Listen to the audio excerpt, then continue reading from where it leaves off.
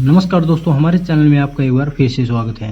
और दोस्तों, आज की इस वीडियो में हम बात करने वाले हैं हेक्सा के बारे में। तो दोस्तों, यदि सबसे पहले बात करें कि हेक्सा क्या होती है, तो दोस्तों हेक्सा को हम अपनी भाषा में लोहे काटने की आरी भी कहते हैं। इसके द्वारा हम किसी भी शीट, पाइप या फिर किसी भी आकार और किसी भी प्रकार की धातु को काट सकते हैं। धातु को हेक्सा के द्वारा काटने की क्रिया को हम हेक्साइंग कहते हैं। हेक्सा के मुख्य दो भाग होते हैं, फ्रेम तथा ब्लेड।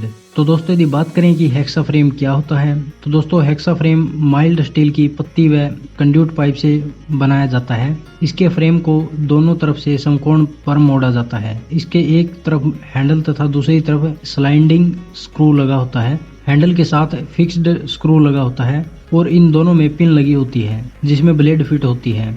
स्लाइडिंग स्क्रू को कसने के लिए बिंग नट लगा होता है, इससे ब्लेड टाइट होती है। हेक्सा फ्रेम तीन प्रकार के होते हैं, slide hexa frame, adjustable hexa frame और डीप कटिंग हेक्सा फ्रेम। तो दोस्तों, यदि सबसे पहले बात करें स्लाइड हेक्सा फ्रेम के बारे में, तो दोस्तों यह माइल्ड स्टील की पत्ती को समकोण पर मोड़कर बनाया जाता है। दोस्तों, इस फ्रेम में केवल एक ही साइज का ब्लेड फिट होता है। यदि फ्रेम 250 mm का है तो ब्लेड भी 250 mm का ही लगेगा। यदि फ्रेम 300 mm का है तो ब्लेड भी 300 mm का ही लगेगा। इसके बाद है दोस्तों एडजस्टेबल हेक्सा फ्रेम। इस फ्रेम के दो भाग होते हैं तथा इन पर लगी पिन द्वारा फ्रेम की लंबाई को कम या ज्यादा कर सकते हैं। यही कारण है कि इस फ्रेम में हम अलग अलग साइज के ब्लेड फिट कर सकते हैं। इसमें हम 200 mm तक के ब्लेड को फिट कर सकते हैं। इसके बाद है दोस्तों डीप कटिंग हेक्सा फ्रेम। दोस्तों, यह फ्रेम अंग्रेजी के अक्षर यू के आकार का होता है। इस फ्रेम का ज्यादातर प्रयोग ज्यादा गहराई में जाब की कटिंग करने के लिए किया जाता है। और दोस्तों, यदि बात करें हेक्सा ब्लेड के बारे में, तो दोस्तों hexa blade high carbon steel या हाई स्पीड स्टील से बनाए जाते हैं। दोस्तों, हेक्सा फ्रेम की कुछ विशेषता हैं, जैसे लंबाई 300 mm, चौड़ाई 13 mm, मोटाई 0.80 mm और दांतों का अंतराल 0.8 mm और टाइप हार्ड या फ्लेक्सिबल। इसके बाद दोस्तों पावर सा ब्लेड की विशेषता की बात करें तो इसमें लंबाई 800 mm, चौड़ाई 4.5 mm, मोटाई 2.25 mm और दांतों का अंतराल यानी पिंच 0.4 mm और टाइप ऑयल हार्ड या फ्लेक्सिबल। दोस्तों, हेक्सा ब्लेड को लंबाई, चौड़ाई, मोटाई तथा दांतों के पिंच के अनुसार स्पेसिफाई किया जाता है। हेक्सा ब्लेड की लंबाई 250 से 300 mm चौड़ाई में, 13 से 16 mm मोटाई में, 0.63 से 0.80 mm तक पिंच 0.8 से 1.8 mm होती है। कुछ ब्लेडों के दोनों तरफ दांते कटे होते हैं। ब्लेड के सिरों पर एक एक होल बना होता है। ब्लेड का साइज एक होल के सेंटर से दूसरे होल के सेंटर तक लिया जाता है। और दोस्तों, यदि हेक्सा ब्लेड के टाइप के बारे में बात करें तो सबसे पहले है ऑयल हार्ड। इस ब्लेड के छेद वाले भाग को छोड़कर बाकी भागों को हार्ड और टेम्पर किया होता है। यह ब्लेड हल्का सा झटका लगने पर टूट सकता है। इसके बाद है दोस्तों फ्लेक्सिबल। इस ब्लेड के केवल दांतों को हार्ड व टेम्पर किया जाता है, बाकी सारा भाग नरम होता है, क्योंकि इस ब्लेड का ज्यादा प्रयोग किया जाता है और इसमें झटके सहन करने की क्षमता अधिक होती है।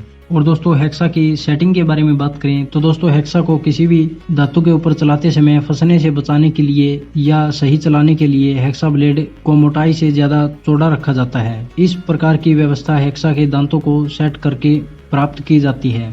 हेक्सा के दांतों की सेटिंग दो प्रकार से की जाती है, नंबर 1 तरंग सेटिंग और नंबर 2 टेढ़ी मेढ़ी सेटिंग। तो दोस्तों तरंग सेटिंग की बात करें तो दोस्तों इस प्रकार के ब्लेड में दांते यानी पिंच तरंग के रूप में सेट किए जाते हैं। और दोस्तों आपको काम सही तरीके से करने के लिए उचित पिंच वाले ब्लेड का चुनाव करना होगा और उसे ठीक ढंग से चलाना होगा। इसके बाद है दोस्तों टेढ़ी मेढ़ी सेटिंग। तो दोस्तों इसमें एक दांत छोड़कर अथवा दांतों के एक ग्रुप को छोड़ते हुए दूसरे दांतों या दूसरे दांत के समूह को टेढ़ा कर दिया जाता है। यह क्रम मुक्त कटाई में मदद करता है तथा अच्छी पिंच क्लियरेंस को मैनेजमेंट करता है। इसके बाद दोस्तों बात करते हैं हेक्साइंग के बारे में कि हेक्साइंग किसे कहते हैं।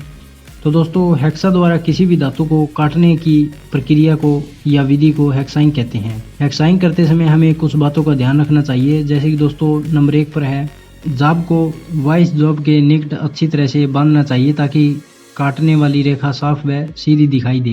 नंबर 2 है धातु के आकार व कठोरता के अनुरूप ही सही ग्रेड के ब्लेड का चुनाव करें। नंबर 3 है हेक्सा ब्लेड के दांतों को आगे की तरफ रखकर ठीक प्रकार से कसना चाहिए। नंबर 4 है हेक्साइंग करते समय बाएं हाथ के अंगूठे के साथ मेटल पर गाइड कट देना चाहिए ताकि ब्लेड फंसे नहीं। नंबर 5 पर है हेक्सा फ्रेम को दाएं हाथ से तथा फ्रेम का अगला हिस्सा बाएं हाथ से पकड़ना चाहिए। नंबर 6 पर है ब्लेड को गाइड काट से सीधा रखकर हल्के दबाव से काटना चाहिए। नंबर 7 पर है ब्लेड को आगे ले जाते समय दबाव देना चाहिए और वापस लाते समय ब्लेड को ढीला छोड़ देना चाहिए। इसके बाद है दोस्तों हेक्साइंग करते समय धातु के अनुरूप ही कूलेंट का इस्तेमाल करना चाहिए। इसके बाद है दोस्तों हेक्सा को 40 से 50 स्ट्रोक प्रति मिनट पर ही चलाना चाहिए। इसके बाद है दोस्तों जाब को 22 जा से अधिक ऊंचा नहीं बांधना चाहिए क्योंकि इससे चैटरिंग होगी। इसके बाद है दोस्तों ब्लेड फिट करते समय इस बात का ध्यान रखना चाहिए कि ब्लेड फ्रेम में ज़्यादा कसा हुआ ना हो और ना ही ढीला हो। यदि ये अधिक ढीला होगा या कसा हुआ होगा तो ब्लेड टूट सकता है। इसके बाद है दोस्तों हेक्साइंग करते समय हेक्सा को सीधा चलाना और मुड़ने से बचाना चाहिए। इसके बाद है दोस्तों पतली शीट को काटते समय लकड़ी की पैकिंग लगाकर काट लगाना चाहिए। इसके बाद है दोस्तों मोटे धातु के लिए कोर्स ग्रेड का ब्लेड तथा पतले धातु के लिए फाइन ग्रेड का ब्लेड का इस्तेमाल करना चाहिए। इसके बाद है दोस्तों हेक्सा को मापने वाले यंत्रों से दूर रखना चाहिए। तो दोस्तों ये थी हेक्सा और हेक्साइंग के बारे में कुछ इंपॉर्टेंट जानकारी जो कि हमने आपको दी है। तो दोस्तों यदि आपका इसके बारे में कोई सवाल या सुझाव है तो आप हमें कमेंट करके बता सकते हैं। तो दोस्तों यदि वीडियो